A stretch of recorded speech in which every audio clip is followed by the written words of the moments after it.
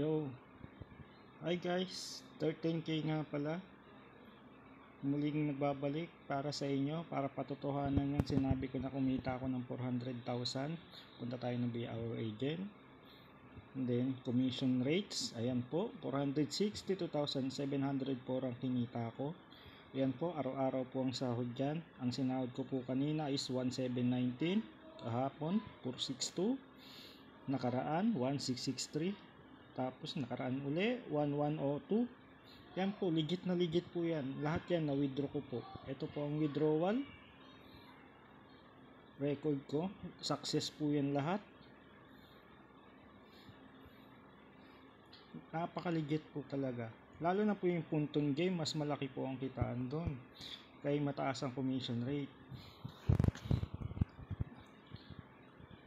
At napaka-legit din po. Ganon din po yun, parehas lang po yun ito. Pero mas mataas ang rates ng punton game.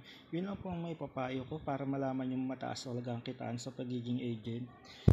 Pwede nyo pong gawin siya extra income para may dagdag kayo, budget sa inyo. Huwag lang po kayo maglaro, mag-agent na lang po kayo. Ang kailangan nyo lang po daw talaga dito, magtiyaga. Yun lang ang tekniko rito eh. Mag-post lang sa Facebook, i-share ko lang yung link ko, mag-comment, mag-PM. Ayun, may naglalaro naman. Green lang ng green.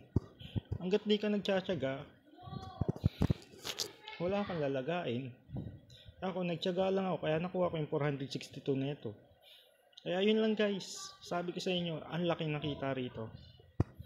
Yun lang, at muling nagpapasalamat, 13k Casino Tactica.